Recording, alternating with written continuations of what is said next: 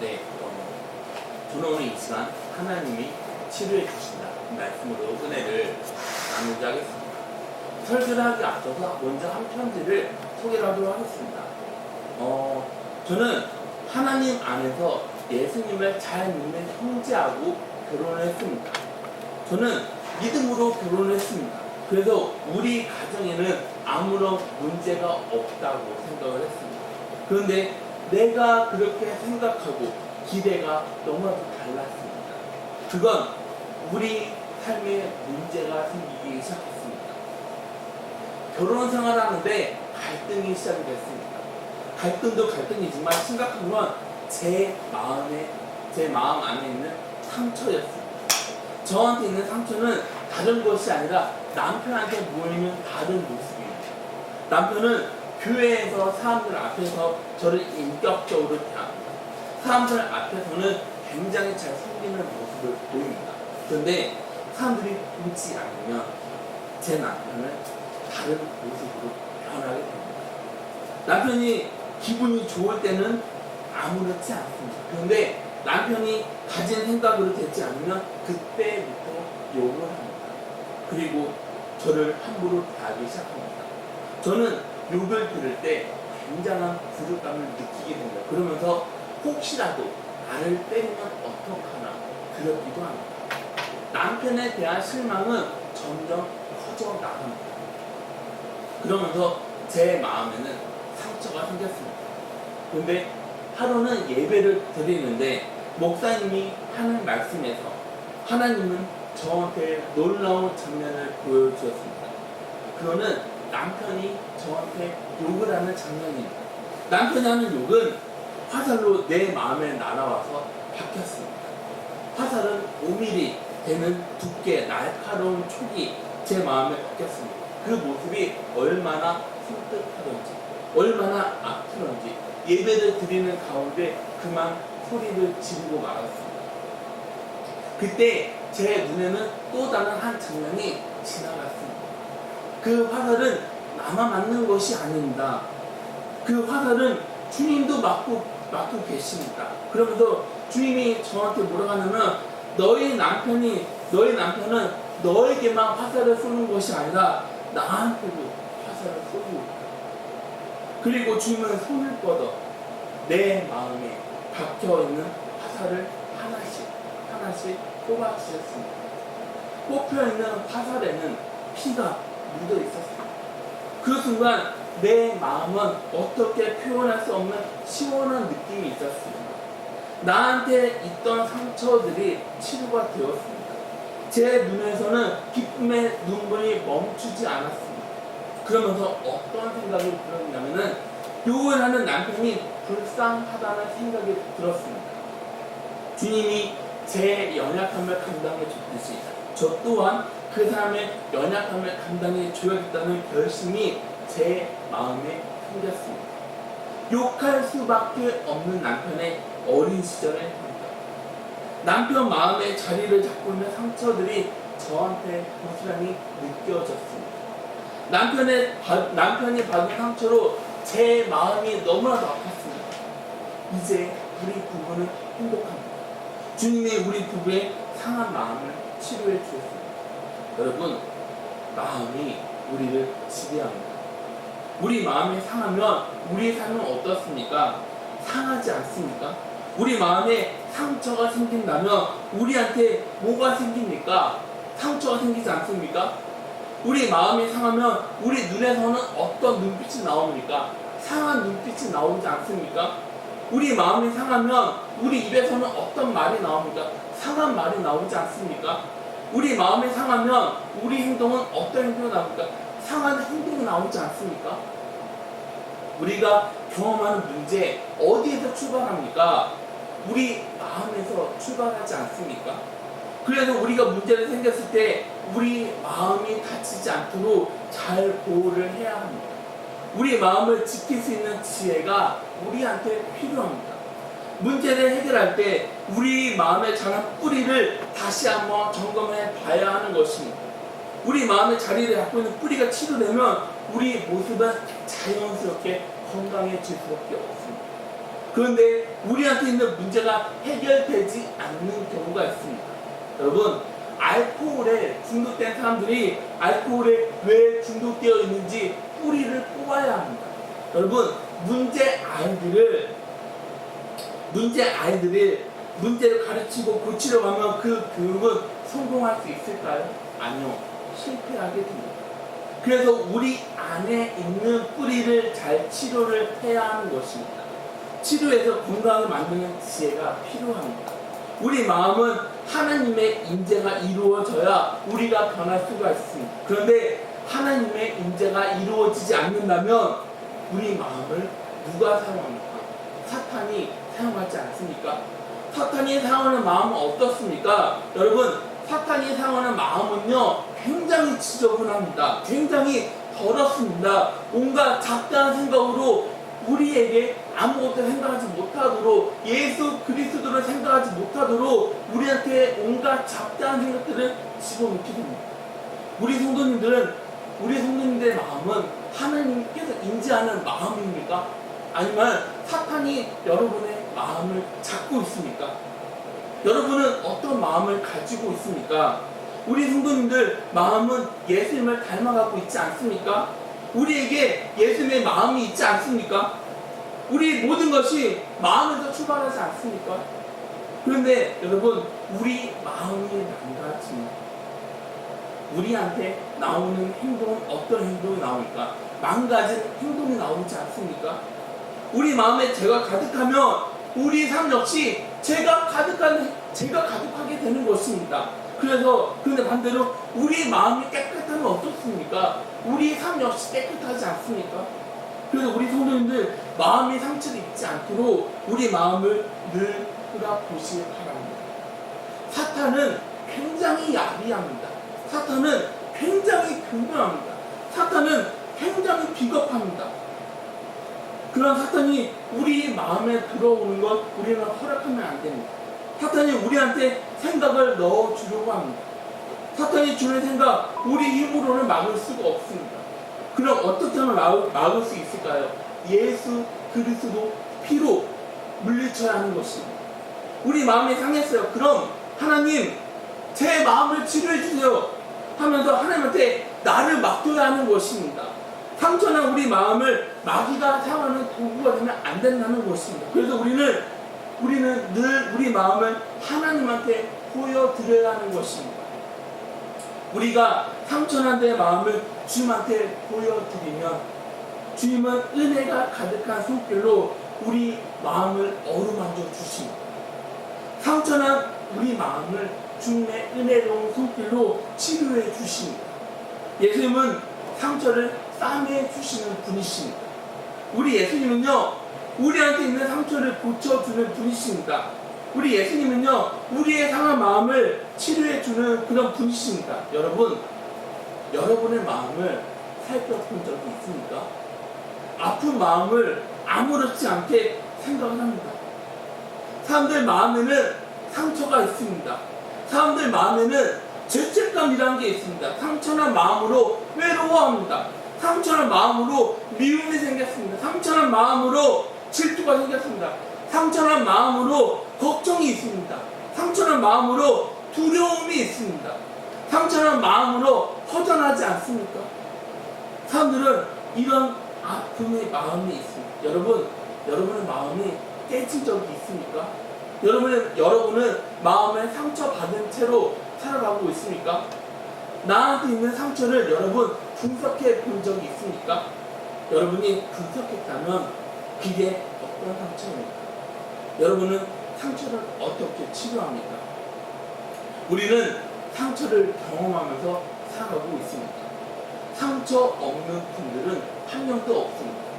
누구나 상처를 경험합니다. 우리는 상처받은 상태로 살아가고 있지 않습니까? 저 역시 많은 상처를 받았습니다. 저도 상처로 인해서 숨을 쉬지 못할 때가 있습니다. 그리고 그거는 여러분도 마찬가지이지 않습니까? 그런 상황에 우리는 감사하지 않나요? 그럼 왜 감사합니까? 하나님은 우리 상처를 다 알고 계십니다. 하나님은 우리가 언제 어떻게 상처를 받았는지 하나님은 다 알고 계십니다. 하나님은 우리의 상처를 치료해 주는 분이십니다. 하나님은 모든 사실을 다 알고 계십니다. 하나님은 은혜로운 손길로 우리 마음을 만져주기를 원하시는 분입니다. 하나님이 우리 상처를 치료해 주기를 원하십니다. 그럼 그 사실을 어떻게 알 수 있을까요? 이사야 42장 3절 말씀입니다. 상한 갈대를 꺾지 아니하며 꺼져가는 등불을 끄지 아니하고 진실로 정의를 시행할 것입니다. 하나님은 우리 상한 마음을 치료해 주는 분이십니다. 여러분 가운데 상처에 익숙한 분들이 있습니까? 상처가 익숙해져서 나한테 어떤 상처가 있는지를 모릅니다. 상처가 있는데 옳은 방법으로 상처를 다스리면서 살아가면 좋죠. 그런데 나한테 어떤 상처가 있는지를 모릅니다. 나 상처가 없어. 나한테 뭔 상처가 있다는 거야. 이렇게 생각하면 그건 건강한 모습이 아닙니다. 그럼 왜 건강한 모습이 아닐까요? 내 주변 사람한테 좋지 않는 영향을 끼치게 됩니다. 그럼 어떻게 미칠까요? 나도 모르는 사이에 내 주변에 있는 사람한테 내 안에 있는 상처가 나타나서 나도 모르는 사이에 다른 사람한테 상처를 주게 되는 것입니다. 그럼 우리는 상처를 왜 받을까요? 우리는 언제 상처를 받을까요? 우리 마음이 상하는 이유를 성경은 이렇게 설명합니다. 내가 열심히 소원합니다. 그런데 내가 그렇게 열심히 바랬는데 내가 바란 소원이 이루어지지 않으면 우리는 어떻습니까? 우리 마음이 상하지 않습니까? 그래서 성경에서는 뭐라고 말합니까? 잠언 13장 12절 오늘 본문 말씀입니다. 소망이 더디 이루어지면 그것이 마음을 상하게 하거니와 소원이 이루어지는 것은 곧 생명나무입니다. 이유가 분명합니다. 내가 열심히 소원했는데 채워지지가 않습니다. 답이 늦으면 늦을수록 그게 나한테 상처가 됩니까? 안 됩니까? 상처가 됩니다. 그리고 그 상처는 물질이 될 수가 있습니다. 그 상처는 우리가 직장에서 일할 때 받을 수가 있습니다. 내가 회사에 기대하는 것들이 있습니다. 그런데 내가 했던 기대가 채워지지 않으면, 내가 만족이 되지 않으면 그때 우리는 상처를 받게 되지 않습니까? 우리는 상대방이 하는 말로 상처를 받을 때가 있습니다. 잠언 15장 4절 말씀을 보면 이렇게 말합니다. 온순한 혀는 곧 생명나무지만 태역한 혀는 마음을 상하게 하느니라. 우리는 상처를 받으면서 살아가고 있습니다. 그럼 상처를 어떻게 받습니까? 사람들이 하는 말로 상처를 받습니다. 사람들은 아무렇지 않게 말을 합니다. 그런데 아무렇지 않게 하는 말이 어떨 때는 내 마음의 화살로 날아와서 내 마음 관역에 딱 하고 박힐 때가 있지 않습니까? 그래서 성경에서는 이렇게 말씀을 합니다. 잠언 15장 1절 말씀입니다. 유순한 대답은 분노를 치게 하여도 과격한 말은 노를 복동하느니라. 사람들은 과격한 말을 사용할 때가 있습니다. 그럼 우리는 그 말을 듣게 되면 우리 안에 뭐가 일어납니까? 화가 일어나지 않습니까? 걱정하는 말로 우리 마음을 상하게 합니다. 잠언 15장 13절 말씀 보면 마음의 즐거움은 얼굴을 빛나게 하여도 마음의 근심은 심령을 상하게 하느니라. 걱정은 우리 마음에 뭘 불러일으킵니까? 우리 마음을 어둡게 하지 않습니까? 걱정하면 우리 마음에 뭐가 사라집니까? 기쁨이 사라지지 않습니까? 걱정하면 우리한테 뭐가 없어집니까? 행복이 없어지지 않습니까? 환경이 우리 마음에 상처를 줄 수가 있습니다. 민수기 21장 4절부터 5절 말씀을 보면 광야라는 환경으로 마음이 상한 이스라엘 사람들의 모습을 보여줍니다. 어렸을 때 환경이 좋지 않은 사람들 마음은 어때요? 삐뚤어져 있지 않습니까? 그렇게 삐뚤어진 사람들을 우리 주변에서 얼마든지 볼 수 있지 않습니까? 여러분, 환경이 우리 마음을 상하게 합니다. 슬픈 기억이 우리 마음을 상하게 합니다. 슬픔을 많이 겪은 사람은 어떤 환경이 익숙하지 않습니까? 즐거운 환경이 익숙하지 않지 않습니까? 사람들은 즐거운 환경을 좋아합니다. 그런데 슬픔을 많이 겪은 사람일수록 즐거운 환경에 있어도 즐거워하는 것이 아니라 슬퍼합니다. 그러면서 어떤 생각을 합니까? 내가 이렇게 좋아해도 되나? 내가 이렇게 행복해도 되나? 오히려 그런 상황으로 미안해하지 않습니까? 그럼 왜 미안합니까? 마음에 상처가 있다는 것입니다. 불안한 마음이 상처를 줍니다. 죄로 우리 마음에 뭐가 있습니까? 불안한 마음이 있지 않습니까? 불안이 있으면 우리 마음은 치료되는 것이 아니라 우리 마음은 상하게 됩니다. 그럼 어떤 사람들이 상한 사람들일까요? 범죄자들이 그렇습니다. 여러분, 범죄자들은요, 경찰 사이렌 소리만 들으면은 무조건 도망치다고 합니다. 그럼 우리 역시 그렇지 않습니까? 우리는 하나님을 생각한다고 하지 않습니까? 우리는 하나님을 생각한다고 하는데 왜 우리는 불안합니까? 불안하는 건 우리가 죄에 오염되어 있다는 것입니다. 죄가 우리 마음에 들어와 있다는 것입니다. 가난한 마음이 우리를 상하게 합니다. 사람이 가난하면 어떻게 됩니까? 뭐가 강팍해집니까? 우리 마음이 강팍해지지 않습니까? 내 신뢰를 한탄합니다. 내 환경에 불만을 품게 됩니다. 내 주변 사람들을 원망합니다. 이 사회가 불공평하다고 말합니다. 그러면서 나온 말이 뭡니까? 1분만 기억하는 더러운 세상. 그래서 마지막에 누구를 원망하게 되냐면 하나님을 원망하게 됩니다. 가난이 우리 마음을 상하게 만듭니다. 잘못된 기대가 마음을 상하게 합니다. 사람들은 이 세상을 향해서 기대하지 않습니까? 사람들은 이 세상이 나한테 해주는 도움을 기대하지 않습니까? 그렇게 기대를 했는데 그게 이루어지지 않으면 우리는 어떻습니까? 우리한테 어떤 마음이 생깁니까? 허전한 마음이 생기지 않습니까? 그래서 여러분, 마음이 상하지 않습니까? 여러분, 이런 상태를 한 번쯤이라도 경험을 해보셨을 것입니다. 혹시 이런 상처로 내 마음이 쓰라렸던 적이 없습니까?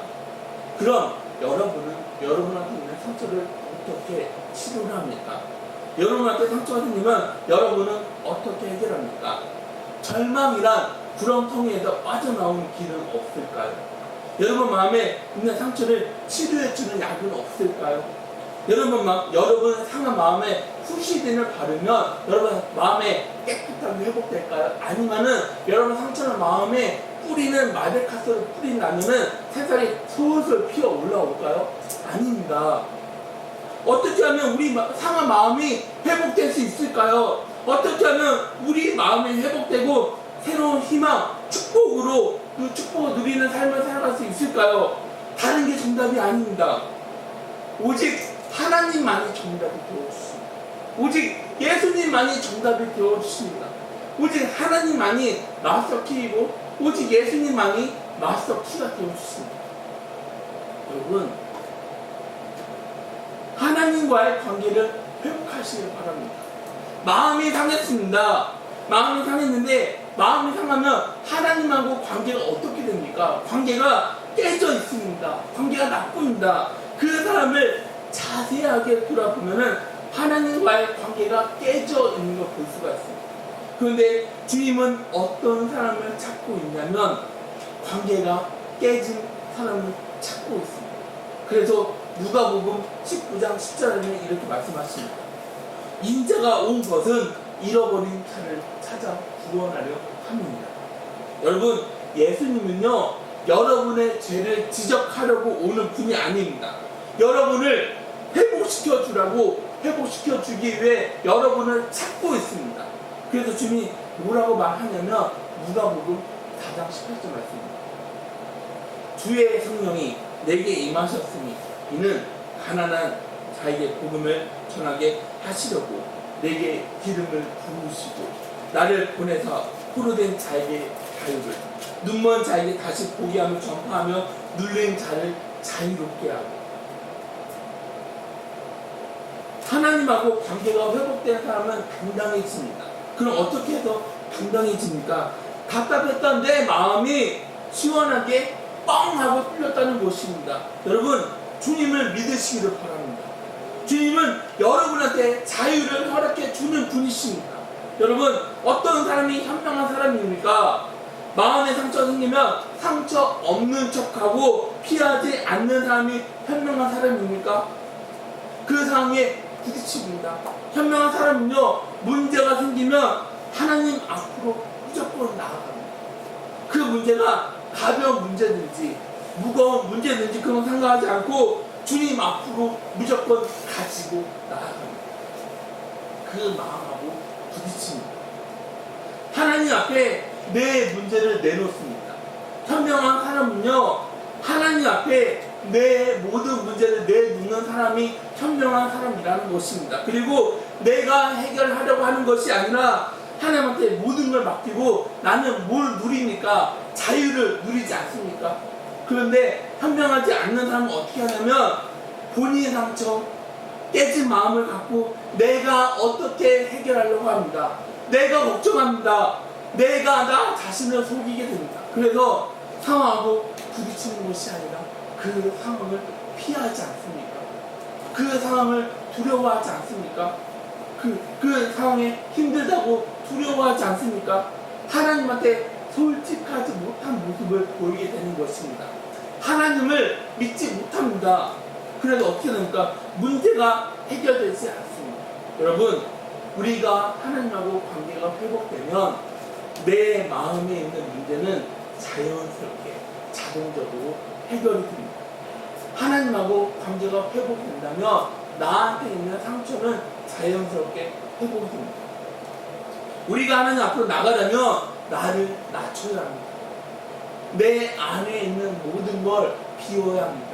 우리는 주님 앞에 교만한 모습으로 나아가는 것이 아니라 겸손한 모습으로 주님 앞에 나아가야 하는 것입니다. 우리는 하나님 말씀에 순종해 나아가야 합니다. 이 세상에는 많은 병이 있습니다. 병은 심리학 아니면 정신분석학으로 설명을 아무리 잘 한다 해도 우리가 하나님하고 관계가 형성되지 않으면, 우리가 하나님하고 관계가 올바르지 않으면 우리 마음에는 평화가 없다는 것입니다. 우리 마음의 평화를 받기 전에 우리는 먼저 구원을 받아야 하는 그런 존재이지 않습니까? 예수님은요, 우리의 정신적 문제를 채워주고 끝내는 분이 아닙니다. 하나님은 그걸 뛰어넘어 우리를 구원해 주는 분이 바로 우리 하나님 아버지라는 것입니다. 그래서 우리 마음을 하나님한테 드리는 순종이 결단이 우리한테 필요한 것입니다. 우리 마음에 죄가 있으면 우리는 회개해야 하는 것입니다. 우리가 죄를 지었을 때 우리는 하나님한테 돌아와야 하는 것입니다. 그래서 에레미야가 3장 40절부터 41절 말씀을 보면 이렇게 말합니다. 우리가 스스로 우리의 행위들을 조사하고 여호와께로 돌아가자.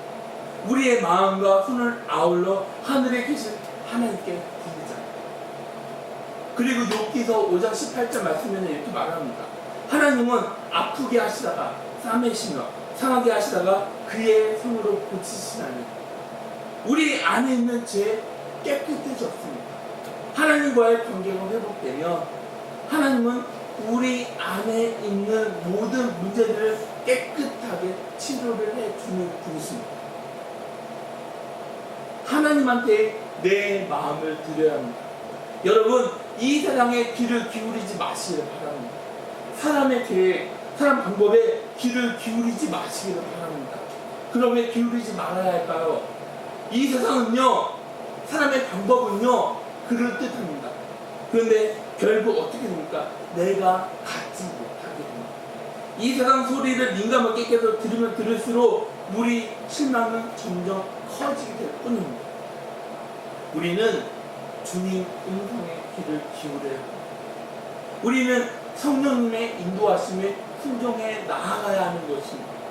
제가 내 안에 들으려고 하는 그럴듯한 그런 소리, 우리는 그런 유혹에 넘어가면 안 됩니다.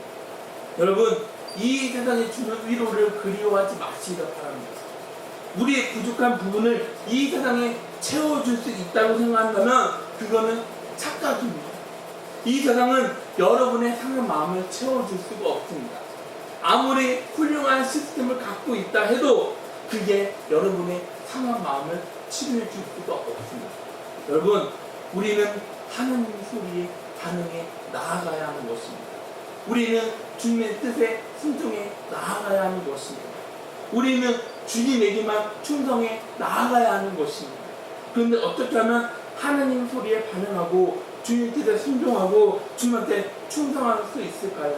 우리는 주님 말씀에 귀를 기울여야 하는 것입니다. 나를 향해 들려오는 주님의 음성에 우리가 귀를 기울여야 하지 않겠습니까? 그렇게 할 때 주님은 우리 상한 마음을 치료해 주십니다. 깨진 내 마음을 감싸 주십니다. 우리가 주님 말씀에 귀를 기울이면, 우리가 주님 뜻에 귀를 기울이면 내 마음을 만져주는 주님의 손길을 체험하게 될 줄 믿으시길 바랍니다. 우리 마음을 주님한테 드릴 때 주님은 우리 상한 마음을 주님의 보혈로 덮어주십니다. 그리고 어떤 순간에도 하나님을 신뢰해 나아가야 합니다. 어떤 상황에서도 주님을 신뢰해야 하는 것입니다. 여러분, 주님이 우리한테 어떤 약속을 했습니까? 마태복음 7장 7절부터 11절 말씀을 보면 구하라 그리하면 너희에게 주실 것이요 찾으라 그리하면 찾아낼 것이요 문을 두드리라 그리하면 너희에게 열릴 것이니 구하는 이마다 받을 것이요 찾는 이는 찾아낼 것이요 두드리는 이에게는 열릴 것이니라. 너희 중에 누가 아들 떡을 달라 하는데 돌을 주며 생선을 달라 하는데 뱀을 줄 사람이 있겠느냐? 너희가 악한 자도 좋은 것으로 자식에게 줄 알거든. 하물며 하늘에 계신 너희 아버지께서 구하는 자에게 좋은 것으로 주시지 않겠느냐? 우리를 채워주는 분은, 채워주시는 하나님을 우리가 신뢰해 나아가야 하는 것입니다. 우리는 상한 마음을 안고 눈물을 흘릴 때가 있습니다. 우리는 상한 마음으로 힘들어할 때가 있습니다. 우리는 그런 상황에 우리 마음을 치료해 주는 분은 바로 하나님 우리 아버지라는 것입니다. 우리는 하나님을 신뢰해 나아가야 합니다. 우리는 살아가면서 다양한 환경하고 부딪히게 됩니다. 우리가 부딪히는 환경으로 우리는 늘 외로움을 느끼게 되지 않습니까? 우리는 부딪히는 환경으로 좌절할 때가 있지 않습니까? 우리는 부딪히는 환경으로 배신감을 느낄 때가 있지 않습니까? 우리는 그런 상황을 겪게 됩니다. 그런 상황 가운데 우리는 하나님을 신뢰해 나아가야 하는 것입니다.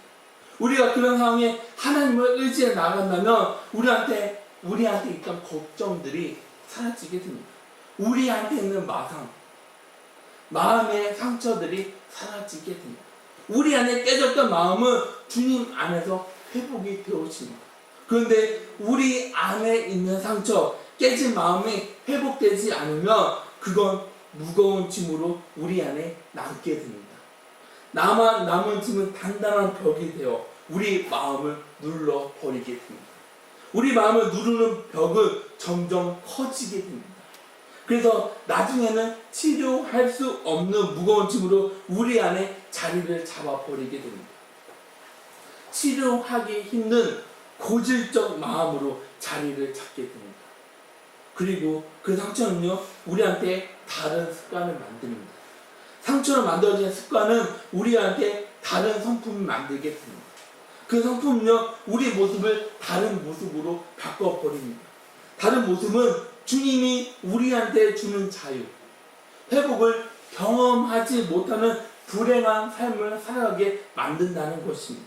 여러분, 상처 마음을 그대로 가진 채로 살아가고 있습니까? 지금도 여전히 여러분에게 상처난 마음이 있습니까? 여러분한테 깨진 마음이 있습니까? 여러분은 상처로 지금도 힘들어하고 있습니까? 여러분이 그 문제를 해결할 수가 없습니다. 여러분이 해결하려고 하면 안 됩니다. 여러분한테 있는 그 상처 주님한테 맡기시길 바랍니다. 여러분이 주님한테 맡기는 순간 여러분은 십자가에서 흘린 보혈의 피, 치료의 은혜를 경험하게 될 줄 믿으시길 바랍니다. 그리고 이제 마음의 상처에서, 아픔에서 자유를 누리면서 살아가게 될 줄 믿으시길 바랍니다. 상한 우리 마음을 치료하는 하나님의 사랑이 여러분에게 있는 아픔을 감싸 주십니다. 하나님의 사랑을 경험해서 여러분의 마음이 즐겁고 소망이 넘쳐나는 그런 2024년 새로운 한 해가 되기를 주님의 이름으로 기원합니다. 주님의 사랑을 매일같이 누리면서 살아가는 저와 여러분이 다 되시기를 주님의 이름으로 축원합니다. 다 같이 기도하시겠습니다.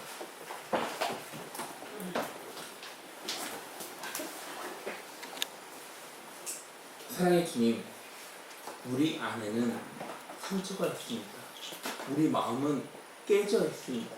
그런데 주님은 우리를 위해 우리 깨진 마음을 회복시켜 주시기 위해 우리 마음을, 우리 상처난 마음을 회복시켜 주시기 위해 주님은 우리를 찾고 계십니다. 하나님 아버지, 우리가 상처난 마음을 내가 해결해 나아가려고 하는 것이 아니라 내 상처난 마음을 주님한테 맡기기를 원합니다. 우리가 우리 마음을 온전하게 주님한테 드리기를 원합니다. 하나님 아버지, 우리 상한 마음을 주님의 은혜가 가득한 손길로 어루만져 주시옵소서. 그래서 우리가 주님 안에서 자유를 누리면서 회복하는 상태로 주님한테 영광을 돌리면서 살아갈 수 있는 우리 귀한 성도님들이 되어질 수 있도록 아버지 주님께서 인도하여 주시옵소서. 예수님의 이름으로 기도드렸습니다. 아멘.